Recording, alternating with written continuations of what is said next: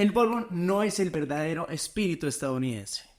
Así es, mucho antes del bourbon existieron otros destilados y licores que fueron muchísimo más populares y que realmente fueron los destilados fundadores de Estados Unidos. Bueno, comencemos nuestra historia etílica con nada más y nada menos que el Jerez español.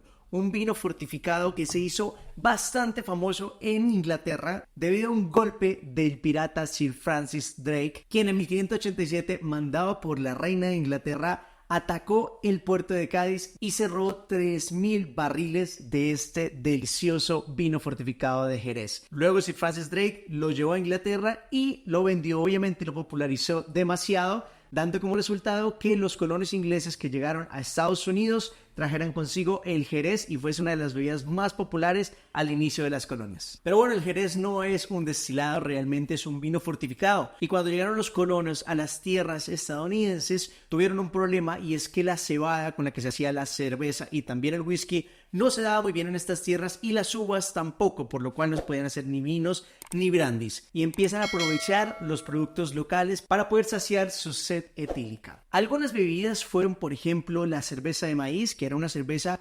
decente que se hacía en la zona. También el colono George Thorpe en 1620 escribió acerca de destilados de maíz, algo muy similar a lo que vendría siendo el bourbon después, pero la verdad es que esto no se popularizó. Se popularizaron los brandies de frutas. Las frutas que mejor se daban en este nuevo continente eran la manzana y el durazno. De la manzana ya se acostumbraba a beber algo que se llamaba sidra, más o menos que era como un reemplazo de la cerveza, pero de manzana. Y a esta sidra los granjeros solían almacenarla en barriles y durante invierno los metían dentro de la nieve, y esto hacía que el frío de la nieve empezase a congelar el líquido que estaba más cercano a las paredes del barril, y esto que se congelaba, por supuesto, era el agua, puesto que el alcohol no se congela a esta temperatura. ¿Qué hacía eso? Que empezase el alcohol a concentrarse en el centro del barril.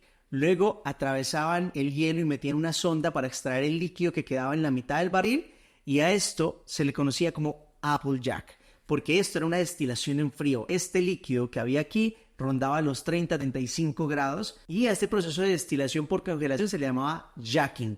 Por eso el Applejack, que es como un brandy de manzana más o menos, es el primer y uno de los más autóctonos hasta el día de hoy destilados estadounidenses. No por nada Jack Daniels tiene su versión Apple, a pesar de que son muy diferentes, ¿vale? Y de esta misma manera se hacía el brandy, pero de durazno. El brandy de durazno tenía una connotación un poquito más exclusiva, digamos que era un destilado usado en las altas sociedades, sobre todo en algunos ponches de clubes de caballeros, como lo es el Fish House Punch. Y bueno, mientras todo esto sucedía, mientras los brandies de frutas empezaban a tener su auge, mucho antes ya había empezado a producirse lo que sería el destilado más importante, por así decirlo, en la historia de la independencia de Estados Unidos. Este es el ron. En las islas del Caribe, en las colonias tanto francesas como inglesas y portuguesas, se empezó a producir, por el auge del azúcar, un destilado que se llamó Kill the Bill, pero también hoy lo conocemos como ron. Resulta que este destilado era muy económico de hacer porque se hace de los desechos de la producción del azúcar, que prácticamente es la melaza, el último subproducto, y también se hacía con manos esclavas. Obviamente esto hacía que fuese un producto demasiado económico y empezó a venderse muchísimo en Estados Unidos y también a producirse en Estados Unidos. Debido al auge del ron en Estados Unidos, que fue parte de las provisiones de la Armada, que se usaba en el diario vivir por la clase obrera, y además también se usaba para doblegar a los nativoamericanos. Cuando los colonos querían expandirse, invitaban a los indígenas y los emborrachaban y los hacían firmar contratos cediendo sus tierras. Todo este auge hizo que Inglaterra empezase a ver con otros ojos estos destilados y gravó con impuestos a la melaza y el ron. Esto se llamó la Ley de la Melaza en 1733. Lo que hacía esta ley era que gravaba, o sea, le ponía impuestos a las melazas provenientes de colonias francesas. Recordemos que Inglaterra y Francia tuvieron durante mucho tiempo muchos conflictos. Pero no solo eso, también gravaba el ron que se importaba de estas colonias francesas. El problema es que de estas islas era donde provenía el mejor ron, la mejor melaza y a mejor precio. Lo que hizo que el contrabando estuviese a la orden del día.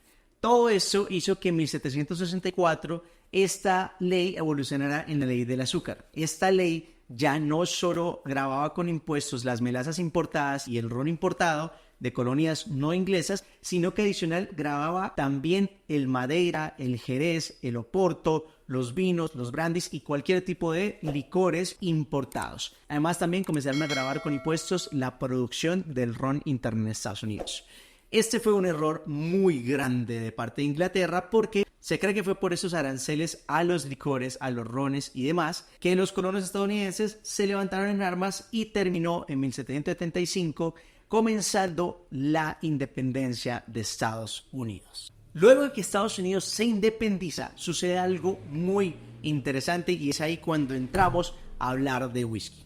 Resulta que el ron provenía de colonias tanto inglesas como francesas, lo cual hacía que este producto no fuese algo patriótico, por lo cual George Washington, el primer presidente de Estados Unidos, empezó a promover la destilación de granos locales. Estos granos locales eran el maíz y el centeno. Ahí es cuando empezamos a inicios de 1800 a tener el auge del whisky que hasta hoy en día lo estamos viendo en Estados Unidos. También el whisky fue muy importante en el desarrollo de la coctelería de mediados de 1800 que se dio en Estados Unidos, pero no fue sino hasta 1964 que se declaró como la bebida nacional de Estados Unidos. Así que ahí lo tienes. Esta es la verdadera historia del whisky estadounidense, no americano, estadounidense, y ese fue el recorrido por el cual tuvo que pasar los destilados y todos los licores que fueron parte del paladar estadounidense.